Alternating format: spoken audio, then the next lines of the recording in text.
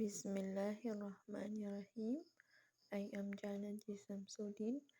My topic report is about the removal of difficulty, and the second is the reduction of religious obligations. The removal of difficulty. The system of Islam has been revealed for man's benefit.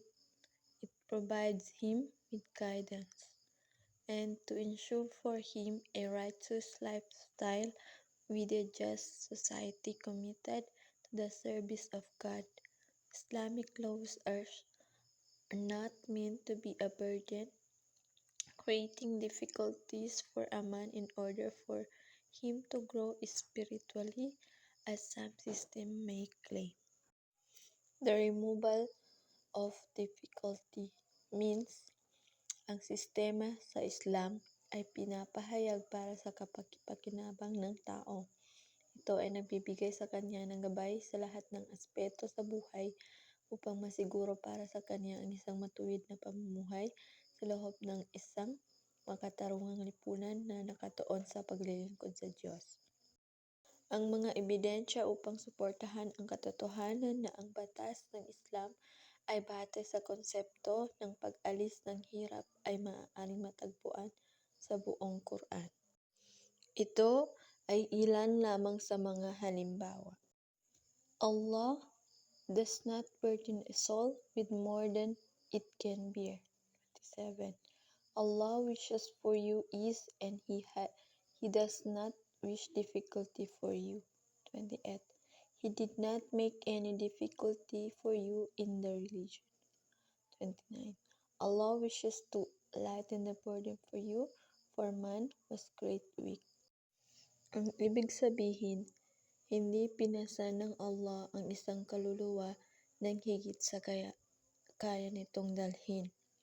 Nais ng Allah ang kaginhawaan para sa inyo at hindi niya nais ang kahirapan para sa inyo. Hindi niya ginawang mahirap para sa inyo ang relihiyon. At ang nais ng Allah na gawing magaan ang pasanin para sa inyo sapagkat nilikha ang tao na mahina.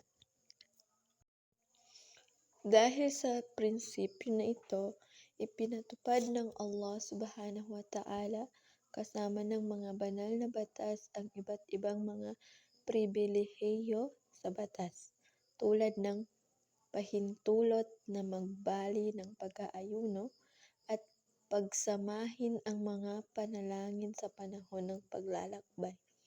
Bukod dito, ang pagkonsumo ng mga ipinagbabawal na substansya, halimbawa, ang pagkain ng baboy at ang pag-inom ng alak. Ngunit kung ang sinuman ay napilitan dahil sa gutom na walang hangarin na lumabag, ang Allah subhanahu wa ta'ala ay tunay na magpatawad. Napakahabagin. Ang sabi pa ng propeta sallallahu alaihi wasallam na siyang pangunahing alimbawa kung paano ipinatupad ang batas ng Islam. Make things easy for the people and do not make them difficult. 33. Ang ibig sabihin, gawing madali ang mga bagay para sa mga tao at huwag gawing mahirap. The second is the reduction of religious obligation. A number of consequences of the previous principle is that the total number of legal obligations should be relatively few. This principle can be clearly seen in the method by which the Quran deals with the prohibition and permissions. While the case of permissions, a general allowance is given to the great number of categories included.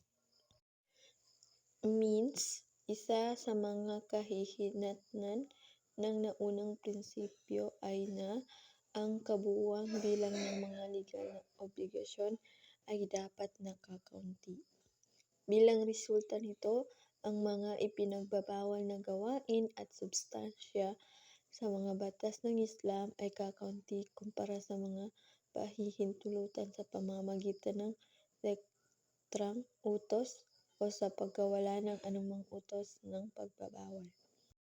Ang prinsipyong ito ay malinaw na makikita sa paraan kung paano pinapangalanan at inilista ng Quran ang mga ipinagbabawal. Prohibited to you are your mothers, your daughters, your sister, and your aunts. 35. Except for these, all or lawful provided you seek them in marriage with a dowry and not for fornication. Forbidden to you food are animals with died of themselves, blood, pork, animals, and or being gored. 37. Halimbawa, tungkol sa mga babae na ipinagbabawal ang pag-aasawa. Sinabi ng Allah, ipinagbabawal sa inyo ang inyong mga ina, ang iyong mga anak na babae, at iyong mga kapatid na babae, at ang iyong mga tiyahin. 35. Tungkol naman sa pagkain, sinabi sa Quran, ipinagbabawal sa inyo bilang pagkain mga hayop na namatay ng kusa, dugo ng baboy, mga hayop na pinatay sa pangalan ng ibang Diyos, mga hayop na pinatay sa pamamagitan ng pagkakapit, pagkabagsak, at pagkakabugbog. Ang sinabi ng Allah sa pribilehiyong ito sa ilang mga bahagi ng Quran. Ngunit kung ang sinuman ay napipilitan dahil sa kagipitan na walang hangaring sumuway o lumampas sa mga hangganan, walang kasalanan sa kanya, sapagkat ang Allah ay magpapatawad at napakahabagin. If I have prohibited from you doing something, avoid it totally. But if I command to you do something, do as much of it as you can. Ang ibig sabihin, kung ipinagbabawal ko sa inyo ang isang bagay, iwasan niyo ito ng lubusan. Ngunit kung inuutos ko sa inyo ang gawin na isang bagay, gawin niyo ito ng kaya niyong gawin. Ang mga batas sa ganitong aspeto ay hindi gaanong detalyado. Sa halip, ipinapatupad ang pagkahantalan mga prinsipyo na angkop sa lahat ng kalagayan. Doon lamang po ang aking report. That's all. Thank you.